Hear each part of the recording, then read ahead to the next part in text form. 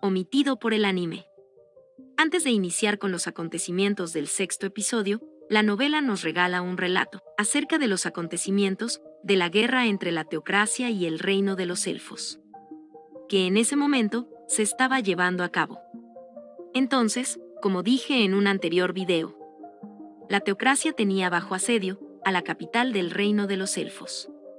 La única razón por la que el reino de los elfos había resistido el ataque de la teocracia era debido a sus tácticas de guerrilla y al hecho de que la teocracia temía perder a sus hombres por los monstruos que se encontraban en el gran bosque de Ebasa.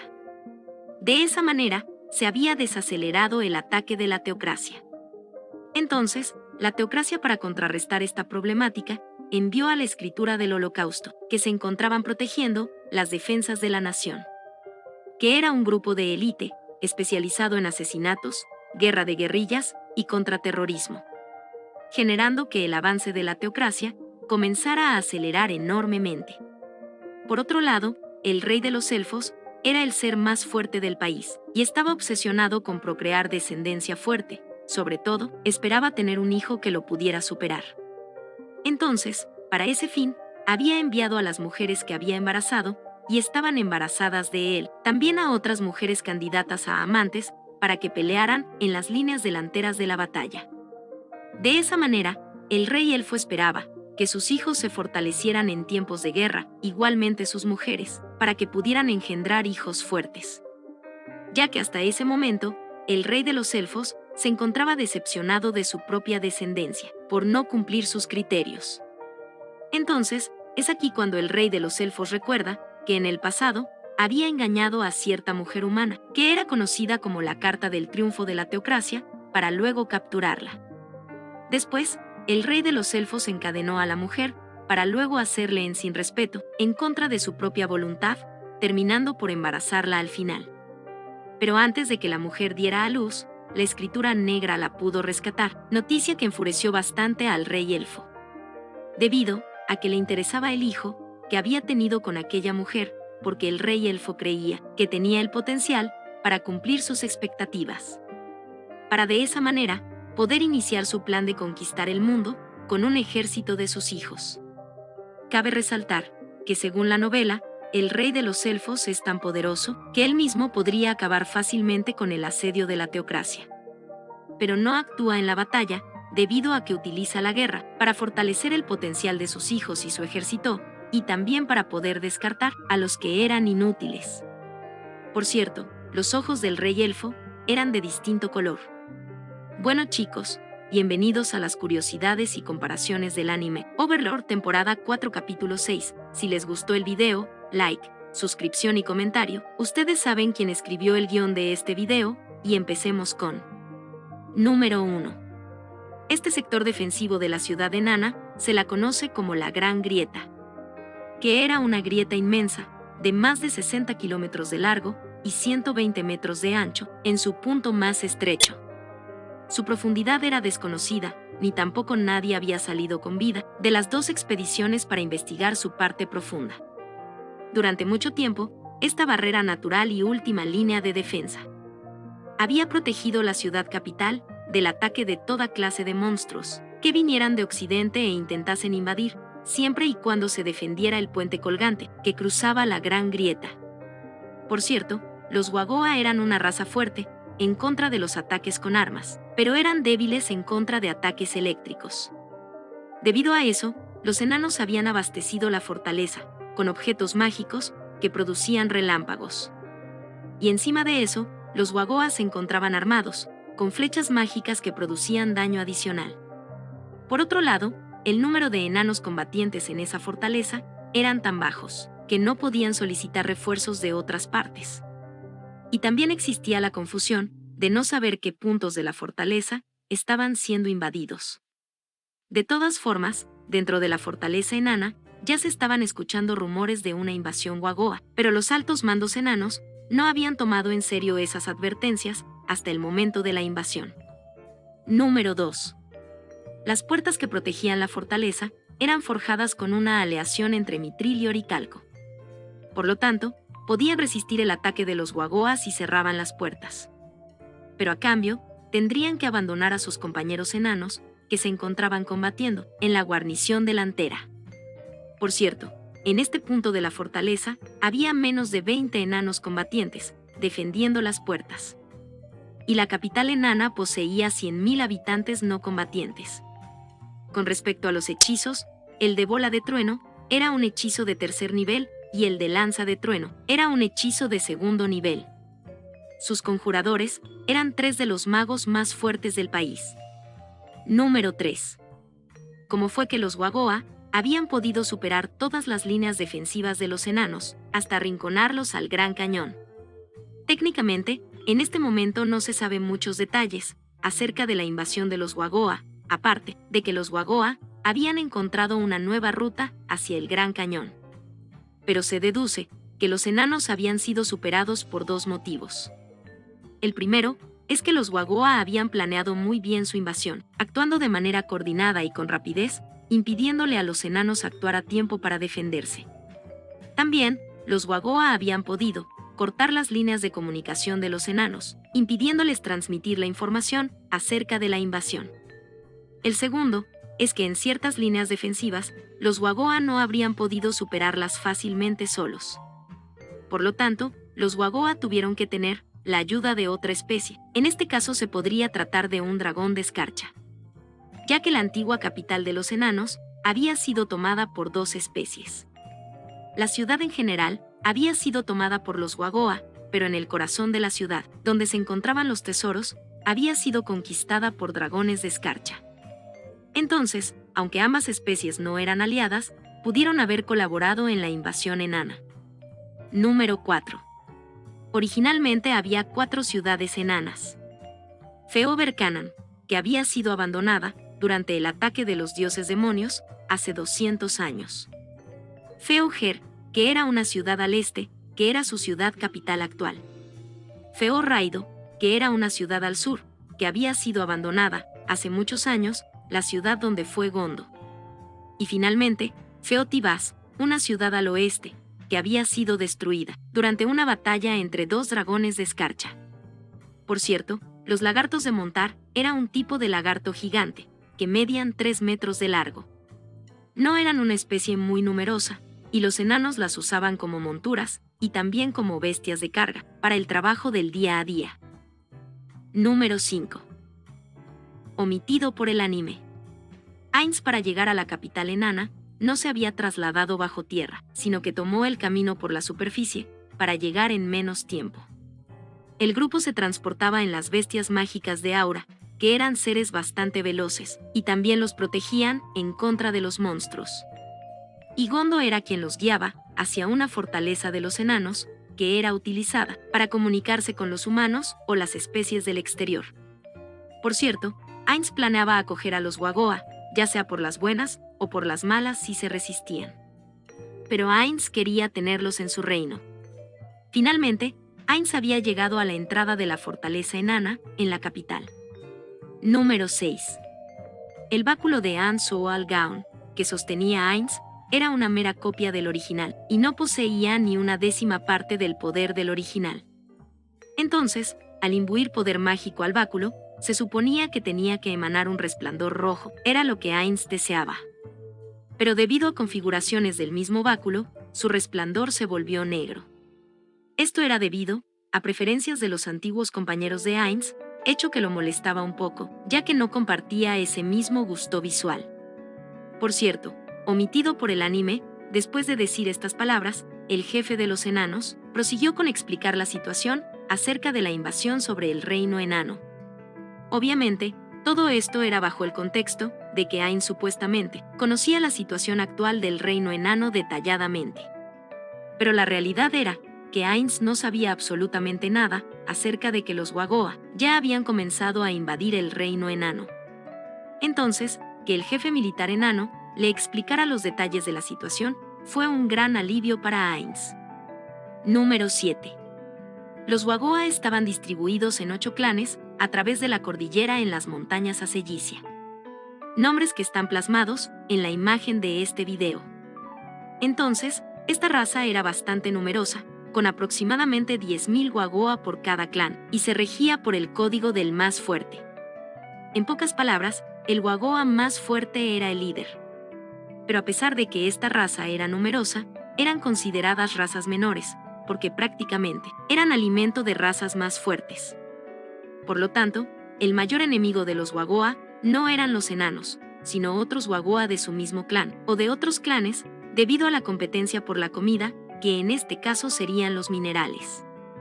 El nivel tecnológico de estas criaturas era bastante primitivo, siendo sus mayores herramientas las habilidades obtenidas dependiendo de su alimentación. Entonces, toda la política de los Wagoa había sido de esta manera hasta que nació Perry Yuro, conocido como un héroe Wagoa que unificó a los 8 clanes y se volvió el líder de ellos. También comenzó a implementar políticas de expansionismo y conquista por el reino enano, para después utilizar a los enanos como herramientas esclavas para desarrollar la agricultura y la crianza de animales. Entonces, Ryūro, después de volverse el líder de toda su raza, no asesinó a los antiguos jefes de los clanes, sino que los mantuvo con vida para que trabajaran bajo su mando, mientras les daba autonomía en su forma de gobernar. La dinámica era la siguiente: cada clan tenía que aportar minerales para el líder. Aquellos que lo obedecían y tenían buen desempeño recibirían minerales poco comunes, independientemente de su posición. En pocas palabras, su trabajo era recompensado con los minerales apropiados. Entonces, luego de que Ryūro obtuvo el control total de los clanes, reunió un ejército de 16.000 Wagoa, 2.000 por cada clan, para atacar la ciudad. Pero antes de eso, Ryūro había ordenado a sus subordinados que buscaran un nuevo camino por la Gran Grieta, ya que atacar de frente, atravesando el Gran Puente, era suicida. Después de conseguir su objetivo, había dividido su ejército en 3 grupos. Al primero, se le asignó capturar a los enanos que intentaran escapar. Esta tarea fue dividida entre escuadrones más pequeños. Al segundo, otro grupo fue asignado como la fuerza principal. Estos iban a conquistar y a saquear la ciudad enana, también servirían de apoyo para los grupos de élites. Y el último grupo estaba compuesto de Wagoa de élite, quienes derribarían la fortaleza. Este grupo avanzaría antes que la fuerza principal, harían caer la fortaleza enana, y también serían usados para conquistar la ciudad. Mientras tanto, en la vanguardia, el ataque sería comandado por un Wagoa llamado Yosu, que era uno de los mejores guerreros de Ryūro y Wagoa de confianza, y tenía grandes habilidades como comandante. Por cierto, 3 detalles. El primero, la religión de los Wagoa era parecida a la religión vikinga, donde si mueres en batalla, irías a algún tipo de paraíso, donde te podrías reunir con tus ancestros. El segundo, la fuerza de un caballero de la muerte, era tan impresionante, que podía cortar fácilmente las extremidades de un Wagoa, que eran conocidos por su enorme resistencia. Y tercero, los Wagoa tenían un sistema de mensajería, llamados los corredores Wagoa. Estos Wagoa tenían la particularidad de ser más veloces que el resto, y también poseían una habilidad especial que le permitía ser inmunes ante la fatiga, provocada por correr a toda prisa. De esta manera, informarían a la fuerza principal sobre lo acontecido en el Gran Cañón, acerca del nuevo enemigo, que eran los Caballeros de la Muerte. Número 8. El objetivo de los Wagoa era apoderarse de toda la cordillera Acelicia. Para ello, era necesario derrotar al reino enano, para después secretamente planear cómo deshacerse de los dragones de escarcha, que vivían en el corazón de la antigua capital enana. Ya que, a pesar de que los Wagoa supuestamente tenían una alianza con los dragones, la realidad era que los Wagoa simplemente eran sirvientes y alimento para estos enormes reptiles. Incluso, el propio líder de los Wagoa, quien era considerado un héroe para su raza, tenía que arrodillarse ante estos poderosos vecinos. Por cierto, los dragones escarcha poseían aliento de hielo. Por lo tanto, los Wagoa, para poder enfrentarse a ellos, tenían planeado encontrar la inmunidad a esa habilidad. Pero era un plan a largo plazo, destinado para las generaciones futuras, que serían quienes podrían adquirir esa inmunidad. Número 9. La razón por la que Ainz no había ocultado su rostro en el reino enano era debido a que quería presentarse ante su futura nación aliada como el rey hechicero. Por lo tanto, sus habitantes se tendrían que acostumbrar a la presencia de los no muertos en su ciudad. Ya que una vez completadas las negociaciones, Ainz probablemente enviaría a no muertos como sus embajadores. Por otro lado, cuando Ainz recorría las calles de la ciudad capital, el miedo que sentían sus habitantes era abrumador. Por cierto, en este punto de la historia, Gondo, que ya era subordinado de Ainz, pediría permiso a su señor para poder regresar a su hogar, para que de esa manera se iniciaran los preparativos de reclutamiento de los herreros rúnicos. Número 10. Omitido por el anime. El Consejo de Ancianos Enanos estaba dividido de la siguiente manera. Estaba el sumo sacerdote de la tierra, que gobernaba todo lo referente a la magia. Él controlaba a los lanzadores de magia divina e incluso lanzadores de magia arcana. Estaba el maestro forjador, que controlaba toda la producción derivada de las fraguas. Estaba el comandante en jefe, que era quien había guiado a Ainz ante el consejo, siendo el responsable de todos los asuntos militares y de seguridad. Estaba el director de la producción de alimentos, que administraba la producción de comida y otras industrias no relacionadas a las fraguas. Estaba el secretario de gabinete, que estaba a cargo de los asuntos, fuera de la jurisdicción del resto de líderes. Estaba el maestro cervecero, quien se encargaba del pasatiempo favorito de los enanos, que era el alcohol. Estaba el maestro de cuevas y minas, que poseía mucho poder en la ciudad, debido a su influencia en el campo de la minería y la extracción de recursos. Por otro lado, antes había habido una organización llamada el Gremio de Mercaderes.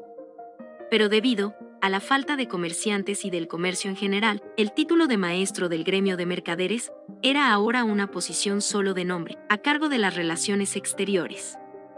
Estos eran los 8 jefes enanos. Número 11. Los alimentos de los enanos generalmente consistían en hongos y carne. Aunque los enanos poseían huertos en la superficie, que producían vegetales frescos, su cantidad no era tan abundante para proveer a toda la población.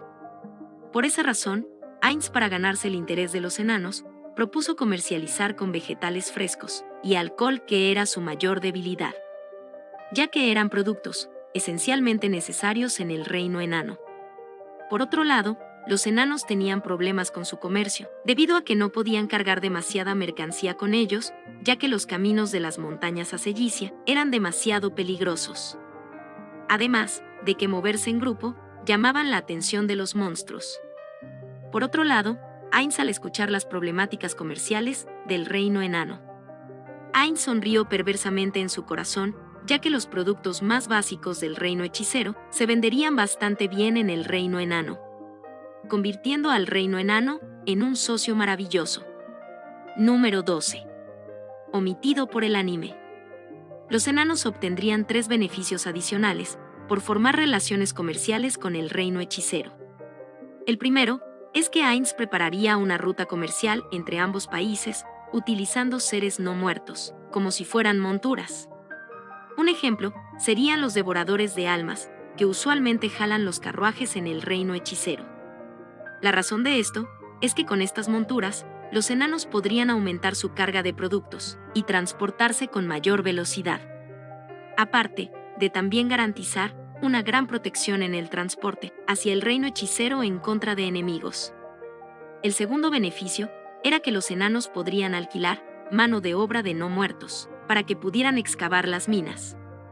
Como sabrán, los no muertos no sienten fatiga de trabajo y pueden adaptarse a cualquier tipo de ambiente, volviéndose prácticamente maquinarias de trabajo en la recolección de minerales.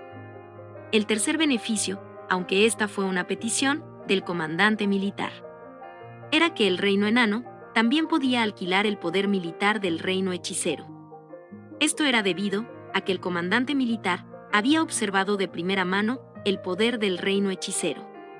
Y como el poder militar del reino enano estaba bastante debilitado, les vendría bien a algunos caballeros no muertos para custodiar y proteger la ciudad. Número 13. Omitido por el anime. La reunión que tuvieron los líderes enanos después de que Ainz se había retirado fue más intensa que lo mostrado en el anime. Primero que todo, como casi siempre sucede, los enanos creían que Ainz era un ser malvado y calculador que los quería esclavizar utilizando un collar con bonitos adornos, que en este caso serían los grandes beneficios ofrecidos por el reino hechicero. En pocas palabras, los enanos creían que se volverían esclavos en el fondo debido a su dependencia con el reino hechicero, para después ser utilizados para sacar los minerales de las minas, ya que ellos conocían bastante bien los túneles, y luego comercializarlo a bajo costo al reino hechicero. El único que se oponía fuertemente a la relación diplomática era el jefe forjador, debido a que no confiaba en los no muertos por alguna razón inexplicable todavía.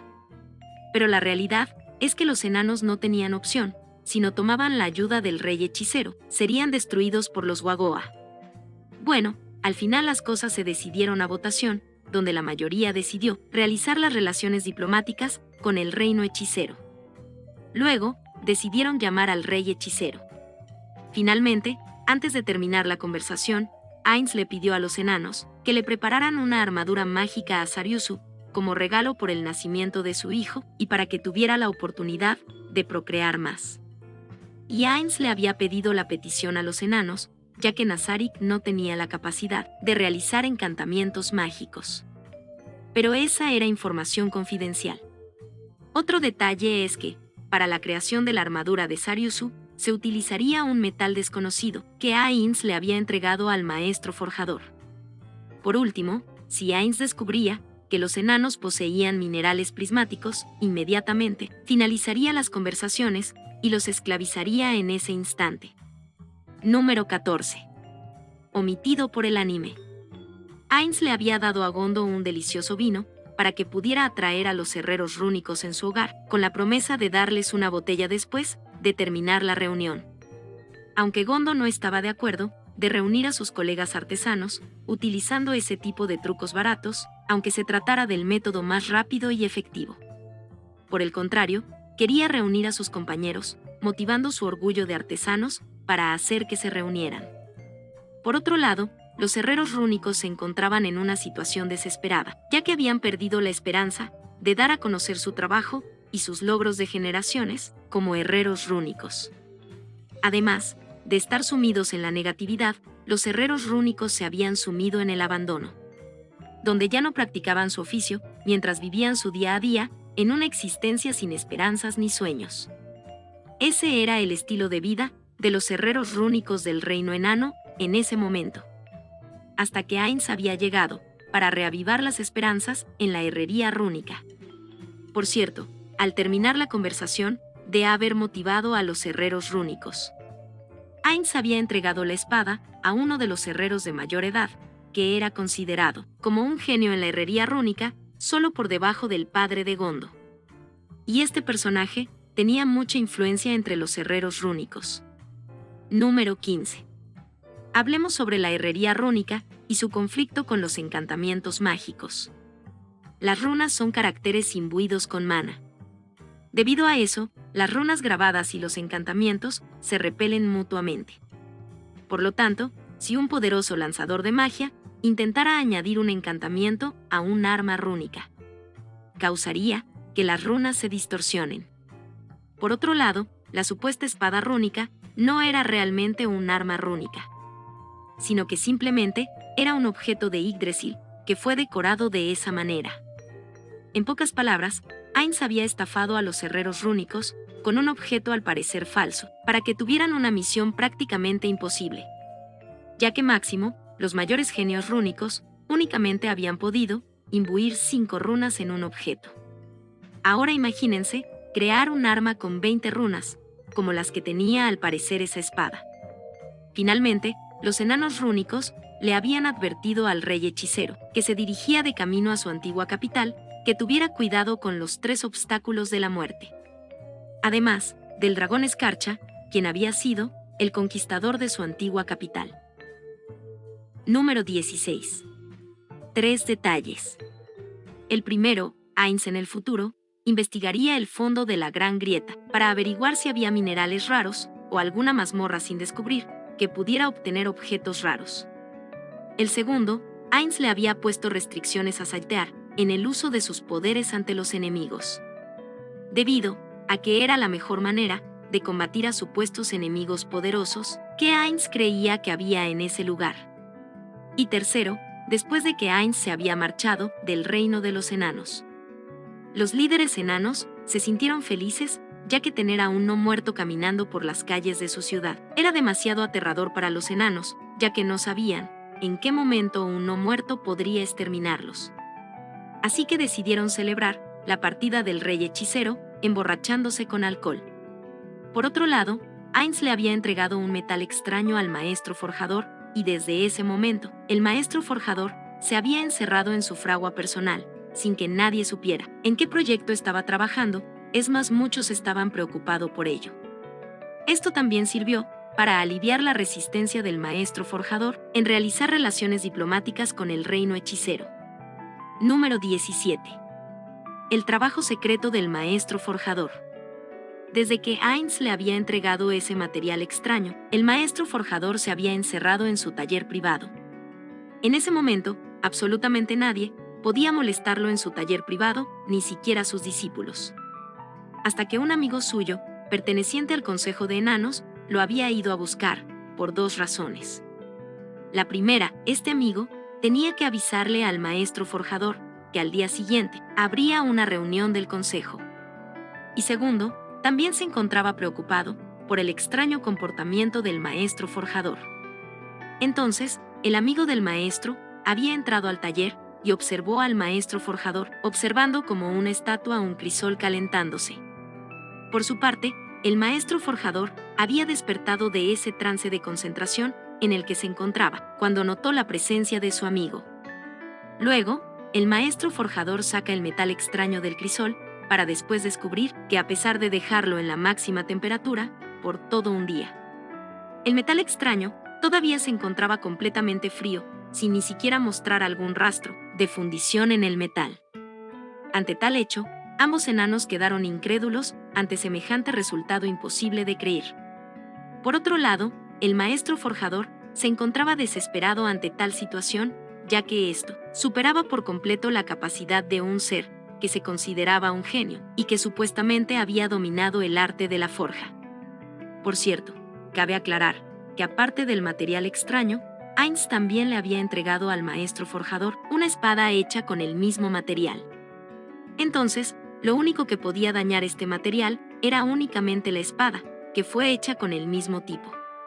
Y si se preguntan por qué Ainz le había dado este material al maestro forjador, era debido porque este material se utilizaría para forjar la armadura de Sariusu. Finalmente, el amigo del maestro le comenta la noticia de que tendrían una reunión del consejo al día siguiente. Pero al día siguiente, el maestro forjador desapareció.